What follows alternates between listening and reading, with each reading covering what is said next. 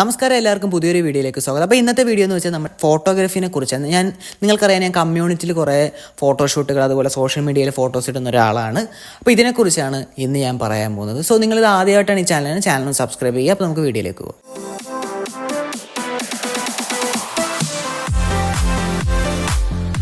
Imagination ഫോട്ടോഗ്രാഫിയാണ് നമ്മൾ 2019 മുതൽ start ചെയ്തത്. അതിപ്പോഴും നല്ലപോലെ പോയിക്കൊണ്ടിരിക്കുന്നു. നമ്മുടെ സുഹൃത്തുക്കളും നമുക്ക് വേണ്ടപ്പെട്ട അസിസ്റ്റൻസ് പോലെയുള്ള ആളുകളും നമുക്ക് ഷൂട്ട് ചെയ്ത് തരുന്നുണ്ട്.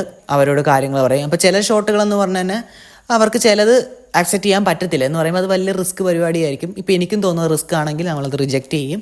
നമുക്ക് പറ്റുന്ന രീതിക്കുള്ളതായിരിക്കും നമുക്ക് ചെയ്യാൻ പറ്റുന്നത്. പിന്നെ ചിലവർ ഇപ്പോൾ ഓക്സിജൻ വാർ എന്ന് പറഞ്ഞൊരു ഷോട്ട് വന്നിട്ട് അതിന് കുറേ വിമർശനം എന്ന് പറയുമ്പോൾ വലിയ കുഴപ്പമില്ല, നല്ല കളക്ഷൻ നേടി, എന്നാലും കുറച്ച് വിമർശനം ഉണ്ടായിരുന്നു. അതുപോലെ ഈ ഒരു സ്ക്രിപ്റ്റ്, ഞാനൊരു സ്ക്രിപ്റ്റ് പറഞ്ഞതാണ് ഞാൻ ചെയ്തത്. അല്ലാതെ ഞാനതിൽ എന്താ പറയുക, ഇപ്പോൾ ഒരു നമ്മുടെ ലോകത്തിൽ ഇപ്പോൾ അതിൻ്റെ തരം ഒരു സീരിയസ് ഉണ്ട്, സിനിമയുണ്ട്.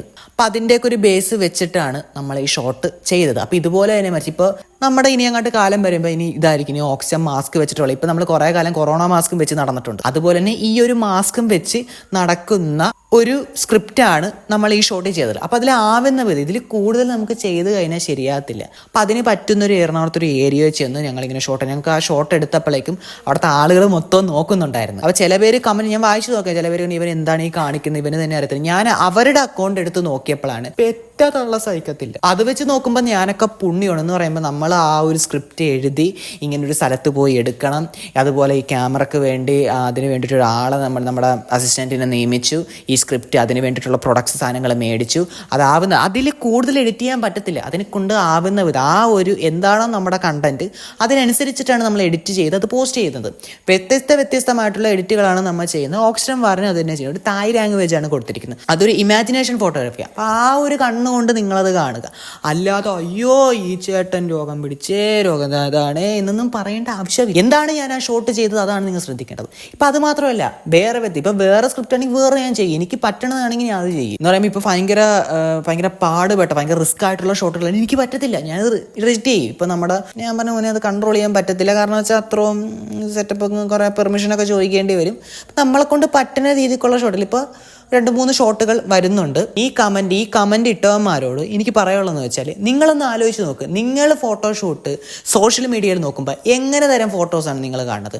കൈ കെട്ടി നിൽക്കുക, തല താത്തുക, അല്ലെങ്കിൽ കണ്ണട വെച്ചുകൊണ്ടിരിക്കുക, അല്ലെങ്കിൽ ഇങ്ങനെ നിൽക്കുക, ഇങ്ങനെയുള്ള ഷോട്ടുകൾ മാത്രമാണ് നീ കണ്ടിരിക്കുന്നത്. ടോക്കർ ബോയ് എന്ന് പറയുന്ന ഞാൻ വ്യത്യസ്തനാണ്.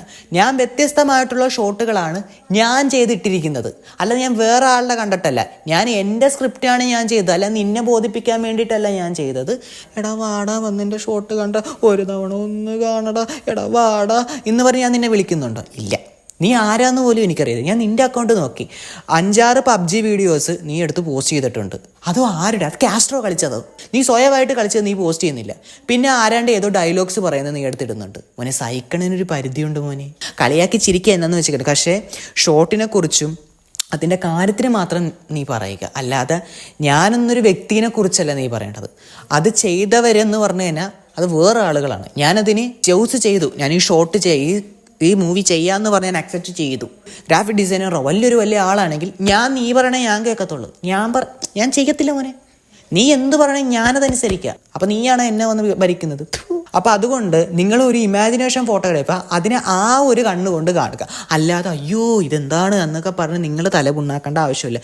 നിങ്ങളാരെയും ഞാൻ വന്ന് വിളിച്ചിട്ടില്ല. നിങ്ങൾക്ക് താല്പര്യമില്ലെങ്കിൽ നിങ്ങളത് ബ്ലോക്കോ റിപ്പോർട്ടോ അന്വേഷണം ഗെറ്റ് ഔട്ട്. ഞാൻ പറഞ്ഞോ വരണമെന്ന്, എൻ്റെ വീട്ടിലേക്ക് വന്നോന്ന് ഞാൻ നിങ്ങളെ വിളിച്ചോ? ഇല്ല. അതുപോലെ ഇപ്പോൾ ഈ ഒരു ഷോട്ട്, ഈ ഒരു എഡിറ്റ് ശരിയായില്ല, ഈ വേറൊരു എഡിറ്റായിരുന്നു, ഓക്കെ, അങ്ങനെയാണെങ്കിൽ ഓക്കെ, അങ്ങനെ അതിനെക്കുറിച്ച് പറയാം. അല്ലാതെ എൻ്റെ വ്യക്തിത്വത്തിനല്ലേ കുറിച്ച് പറയുന്നത്. നമ്മൾ ഒരുപാട് ആവുന്ന വിധം കഷ്ടപ്പെടുന്നുണ്ട്. ഞാൻ ചെയ്യുന്നുണ്ട്. ഞാൻ എൻ്റെ വർക്ക് ഞാൻ കഷ്ടപ്പെട്ട് ചെയ്യുന്നുണ്ട്. അതിന് വേറൊരുത്തം വന്നിട്ട് ഏതോ ഒരു ചെറിയ പിള്ളേർ വന്നിട്ട് എനിക്കിട്ടെന്ന് ഉണ്ടാക്കാൻ നിന്നതിന് ഞാനെന്താ പേടിക്കുമെന്ന്? 6.5 വർഷമായി ഞാൻ ഈ ടോക്കർ ബോയ് എന്നുള്ള സാമ്രാജ്യം തുടങ്ങിയത്. 6.5 വർഷമായി ഞാൻ ഈ പരിപാടി തുടങ്ങിയിട്ട്. ഈ ഒരു കാര്യം, ഈ സാമ്രാജ്യം തുടങ്ങാൻ വേണ്ടി ഞാൻ പല പണിയും ഞാൻ കാണിച്ചിട്ടുണ്ട്. വെല്ലുവിളിക്കാൻ മോനെ, ഞാൻ വെല്ലുവിളിക്കാം. അല്ലെങ്കിൽ ഞാൻ ഇവിടെ വെച്ച് ഈ പരിപാടി നിർത്താം. നീ ചെയ്ത് കാണിക്കേ. ഈ പറയുന്നവർ, ഈ നെഗറ്റീവ് പറയുന്നവർ, ഈ ഷോട്ട് എന്നെക്കുറിച്ചാണ് പറയുന്നത്. എന്നെക്കുറിച്ച് പറയുന്ന നിങ്ങളോട് ഞാൻ പറയാം, ഈ ഷോട്ട് നീ വെറുതെ ഈ കൈയും കെട്ടി കൂളിംഗ് ഗ്ലാസും വെച്ച് മറ്റേ 10 രൂപയുടെ 200 രൂപയുടെ മറ്റേ വൈറ്റ് ഗ്ലാസും വെച്ചിട്ട് ബാഗി ജീൻസ് ഇട്ട ഷോട്ടല്ല ഞാൻ പറയണത്. ഈ ഒരു ഷോട്ട് ചെയ്ത് നീ കാണിച്ചു കഴിഞ്ഞാൽ ഞാൻ ഈ പരിപാടി ഇവിടെ വെച്ച് നിർത്താം. നീ ചെയ്ത് കാണിക്ക്. ഈ സ്ക്രിപ്റ്റിൽ നിന്ന് വല്ലതും എടുത്താൽ പല്ലി അടിച്ച് പൊട്ടിക്കും. പകരം നീ വേറെ സ്ക്രിപ്റ്റ്, വേറെ വ്യത്യസ്തമായിട്ടുള്ളൊരു സ്ക്രിപ്റ്റും കണ്ടുപിടിച്ചിട്ട് നീ ഷോട്ട് ചെയ്തിട്ട് നീ എന്നെ വന്ന് നീ കാണിക്കും.